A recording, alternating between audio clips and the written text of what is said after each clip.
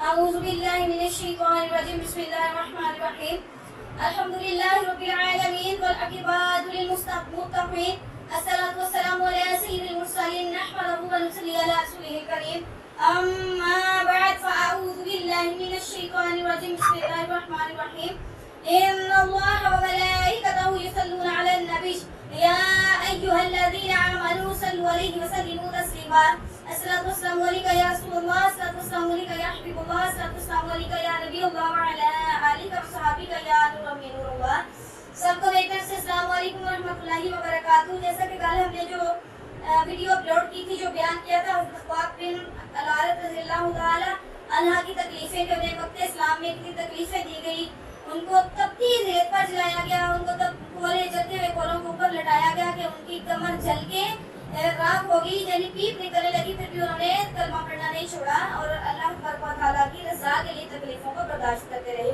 آج ہم پیش کر رہے ہیں حضرت عمار رضی اللہ تعالیٰ عنہ اور ان کے والدین کا ذکر. تو ہماری ویڈیو کو لائک کریں, شیئر کریں, کمنٹ کریں, سبسکرائب کریں اور بیل آئیکن کو بھی دبا لیجیے تاکہ آنے والی ہر ویڈیو آپ تک پہنچتی رہے. تو آئیے حضرت عمار رضی اللہ تعالیٰ عنہ اور ان کے والدین کا ذکر کرتے ہیں. حضرت عمار رضی اللہ تعالیٰ عنہ اور ان کے ماں باپ کو بھی سخت سے سخت تکلیفیں پہنچائی گئی. مکہ کی سخت گرم اور ریتیلی زمین پر ان کو عذاب دیا جاتا. حضور اکرم صلی اللہ علیہ وسلم کا اس تکلیف میں وفات پا گئے کہ ظالموں نے حضور نبی کریم صلی اللہ علیہ وسلم کا اس طرف سے گزر ہوتا تو صبر کی تلقین فرماتے اور جنت کی بشارت فرماتے.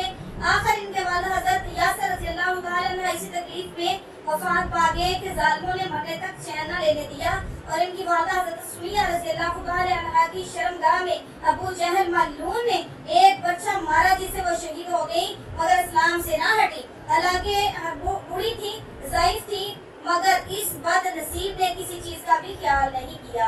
اسلام میں سب سے پہلی شہادت ان کی ہے اور اسلام میں سب سے پہلی مسجد حضرت عمر رضی اللہ تعالیٰ عنہ کی بنائی ہوئی ہے. جب حضور اکرم صلی اللہ علیہ وسلم ہجرت فرما کر مدینہ تشریف لے گئے تو حضرت عمار رضی اللہ تعالیٰ عنہ نے کہا کہ حضور صلی اللہ علیہ وسلم کے لیے ایک مکان سایہ کا بنانا چاہا جس میں تشریف رکھا کریں, دوپہر کو آرام فرمایا کریں اور نماز بھی سایہ میں پڑھ سکیں. تو قباء میں حضرت عمار رضی اللہ تعالیٰ عنہ نے اول پتھر جمع کیے اور پھر مسجد بنائی. لڑائی میں نہایت جوش سے شریک ہوتے تھے. ایک مرتبہ مزے میں آ کر کہنے لگے کہ اب جا کر دوستوں سے ملیں گے, محمد صلی اللہ علیہ وسلم اور ان کی جماعت سے ملیں گے. اتنے میں پیاس لگی اور پانی کسی نے مانگا, اس نے دودھ سامنے کیا, اس کو پیا اور پی کر کہنے لگے کہ میں نے حضور صلی اللہ علیہ وسلم سے سنا ہے کہ دنیا میں سب سے آخری چیز دودھ جو پیے گا اس کے بعد شہید ہوگے. اس وقت 94 برس کی عمر تھی. بعض نے ایک آدھا سال کم بتائی ہے.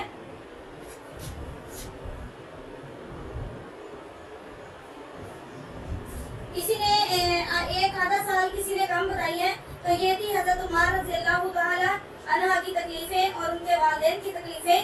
تو اس میں حضرت شعیب رضی اللہ تعالیٰ عنہ کا اسلام, حضرت شعیب رضی اللہ تعالیٰ عنہ بھی حضرت عمار ہی کے ساتھ مسلمان ہو گئے. نبی کریم صلی اللہ علیہ وسلم حضرت ارقم رضی اللہ تعالیٰ عنہ کے صحابی مقام پر تشریف فرما تھے کہ دونوں حضرات اللہ تعالیٰ حاضر خدمت ہوئے اور مکان کے دروازہ پر دونوں اتفاقیہ اکٹھے ہو گئے.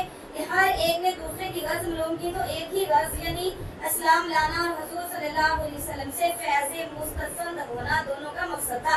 اسلام لائے, اسلام لانے کے بعد اس زمانہ میں اس قلیل اور کمزور جماعت کو پیش آنا تھا. وہ پیش آیا, ہر طرح سے ستائے گئے, تکلیفیں پہنچائی گی. آخرکار ہجرت کا ارادہ فرمایا تو کافروں کو یہ چیز بھی گوارا نہ تھی کہ یہ لوگ کسی دوسری کی جگہ جا کر آرام سے زندگی بسر کر لیں. اسی لیے جس کسی کی ہجرت کا معلوم ہوتا اس کو پکڑنے کی کوشش کرتے, تکلیف سے نجات نہ پا سکتے. چنانچہ ان کا بھی پیچھا کیا گیا اور ایک جماعت ان کو پکڑنے کے لیے بھیجی گئی. انہوں نے اپنا ترکش سنبھالا جس میں تیر تھے اور ان لوگوں نے کہا کہ دیکھو تمہیں معلوم ہے کہ میں تم سے زیادہ تیر انداز ہوں, اتنے ہی ایک بھی تیر میرے پاس باقی رہے گا تم لوگ مجھ تک نہیں آ سکو گے, اور جب ایک بھی تیر نہ رہے گا تو میں اپنی تلوار سے مقابلہ کروں گا, یہاں تک کہ تلوار بھی میرے ہاتھ میں نہ رہے گی. اس کے بعد جو تم اسے ہو سکے کرنا. اسی لیے اگر چاہو تو اپنی جان کے بارے میں اپنے مال کا پتہ بتلا سکتا ہو جو مکہ میں ہیں, اور 2 باندیاں بھی ہیں وہ سب تم لے لو. اس پر وہ راضی ہو گئے اور اپنا مال دے کر جان چھڑوائی. اسی بارہ میں آیت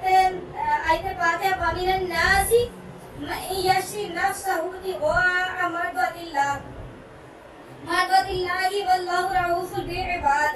नाजल हुई। तर्जुमा बाज लोग ऐसे हैं जो अल्लाह की रज़ा के वास्ते अपनी जान को खरीद लेते हैं और अल्लाह ताला बंदों पर मेहरबान है। हुजूर सल्लल्लाहु अलैहि वसल्लम इस वक्त कुबा में तशरीफ फरमा थे। सूरत देखकर इरशाद फरमाया थे नफा की तिजारत शुएब रज़ियल्लाहु ताला